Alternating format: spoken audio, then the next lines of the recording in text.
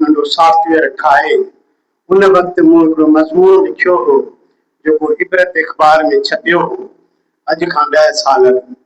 हिन खां बि अॻु में हिकिड़ो अली हसन ते प्रोग्राम थियो हो, मोहम्मद अली गांगुरो वेठो आहे, उहो उनखे यादि हूंदो त टेक्स्ट बुक बोर्ड जे साम्हूं जेका यूनियन ऑफिस आहे उन में हिकिड़ो प्रोग्राम थियो हो।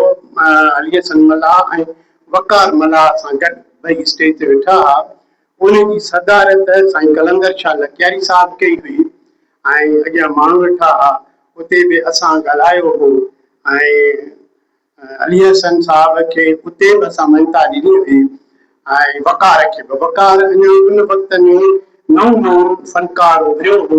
मूंखे यादि आहे त वकार मल्लाह खे पहिरियों भेरो मुंहिंजे आॾो जेको तारीफ़ करायो सो अली हसन मल्लाह करायो ऐं ॿियो भेरो वरी प्रोग्राम जेको थियो साईं फ़हीम मुनारी साहब पंहिंजे सेंटर जे तरफ़ां कयो हो ऐं उते वकार ॻायो हो ऐं उते बि उनजो ॿियो तारीफ़ मुंहिंजे आॾो आयो हो।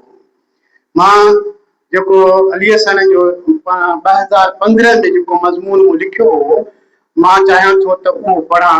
उन में उन सॉफ्टवेयर जे बारे में बि लिखियलु आहे कुझु ऐं कुझु हुनजी ज़िंदगी जे बारे में ॿारनि जी प्रोफाइल बि आहे। त आउं सम्झां थो त उहो जेकॾहिं मां लिखां पढ़ां त उहो ई काफ़ी थींदो।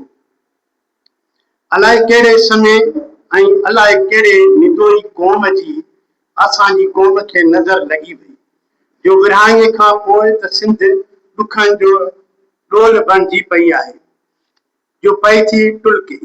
हाणे त वक़्त जी रसी सोढ़ी थींदी पई वञे ऐं सिंधी क़ौम वञी थी सुसंदी ऐं ख़तम थींदी। सिंधी ॿोलीअ जे पुठियां त ॾाइणूं लॻियूं पयूं आहिनि जो उन्हनि पंहिंजी मिठड़ी ॿोलीअ खे वधण विझण ई नथियूं ॾियनि, बल्कि उनजे मारण लाइ ख़तम करण लाइ ॿिन्हिनि चइनी तरफ़नि खां कात कुहाड़ा खयूं असांजी ॿोलीअ जे पुठियां थियूं अचनि।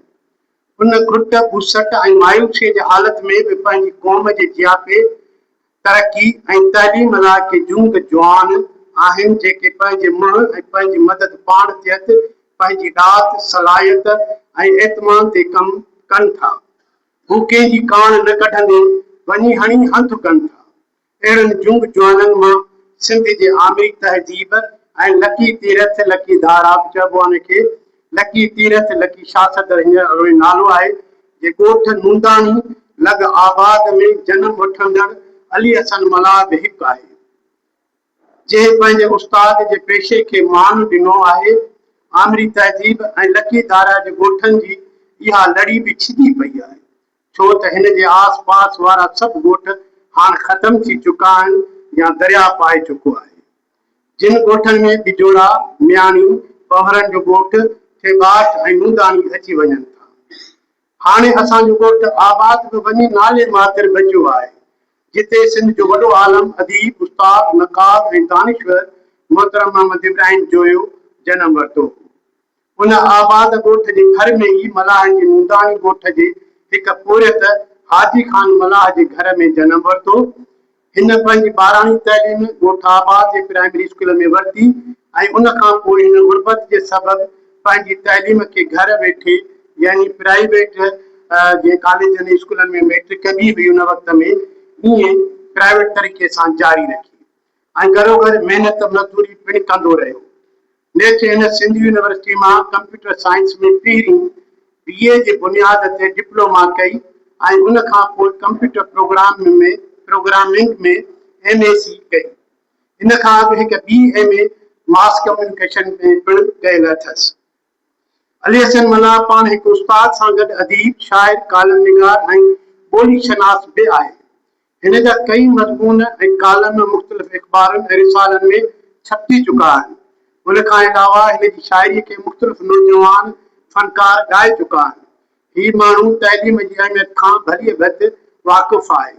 इन खां बि वधीक ॿोलीअ जी तइलीम जी अहमियत खां मथे सम्झंदे तइलीम जी अहमियत खे सभ खां मथे सम्झंदे जदीद टेक्नोलॉजी जी महफ़त पंहिंजी ॿोलीअ खे तइलीम जो ज़रियो बनाइण लाइ हिन सिंधी ॿोली सिखण जो सॉफ्टवेयर जोड़ियो जंहिं ज़रिए हिन सिंधी प्राइमरी जो किताब जेको सिंध टेक्स्ट बुक बोर्ड जानशोरे जे तरफ़ां मंज़ूर थियल हो जो दर्सी किताब मंजूर थियल हो टेक्स्ट बुक बोर्ड की तरफा उनके उन सॉफ्टवेयर के ज़रिए पढ़ण ऐं सेखारण लाइ डिजिटलाइज़ कयो। ही सॉफ्टवेयर कंप्यूटर ते फ्री ओपन सोर्स तौर रखियल आहे।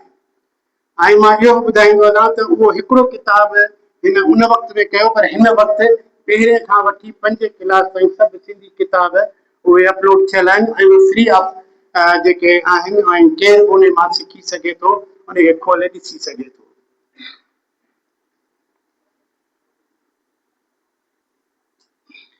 हिन जदीद तरीक़े खे ई लर्निंग चइबो आहे।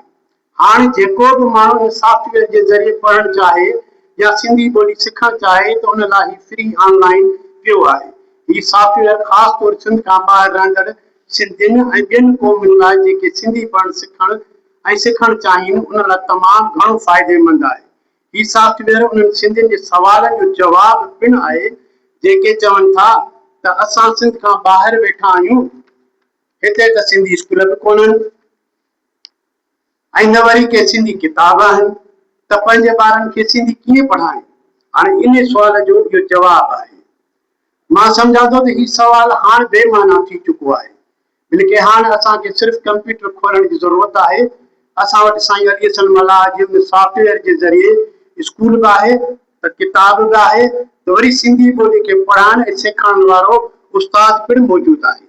इन सॉफ्टवेयर में किताब बि आहे, त पढ़ाइण वारो जेको बि उस्ताद बि आहे, त सेखारण वारी सिंधी ॿोली बि आहे। त इहा सॼी इन किताब में इन सॉफ्टवेयर में मौजूदु आहे। मतिलबु त सॼो मसइलो हल थियो पियो आहे। इहा महिनत ऐं जफ़ाकशी साईं अली हसन मल्हाह ऐं उन जे इदारे इंडस सिलिकॉन जामशोर जे बदौलत सिंध ऐं दुनिया जे सिंध लाइ हिकु अनमोल तोहफ़ो करे पेश कयो आहे। हिते मां हिकिड़ी वज़ाहत कंदो वञा, ॿार उन जो शाहिद आहे, उनखे ख़बर आहे त जॾहिं इहो किताब ऑनलाइन थियो हो त उन में हिकु ॿियो नालो बि पंहिंजो एड कयो हुई। उहा हिन जी शागिर्द बि हुई ऐं मेहरान यूनिवर्सिटी मां पढ़ी हुई, उहा सीमा भुट्टो हुई ऐं उन जो बि नालो हुन एड कयो हो त हिन किताब खे सॉफ्टवेयर खे ठाहिण में हिन बि मुंहिंजी मदद कई ऐं इहो अख़बारुनि में बि अची चुको हो ऐं ख़ुदि हुन पंहिंजा जेके पाण मज़मून लिखिया आहिनि उन में बि हुन जो नालो लिखियो हुई। जीअं साइंस में जिदत आई तीअं ई पढ़ण ऐं सिखण जा बि नवां जदीद तरीक़ा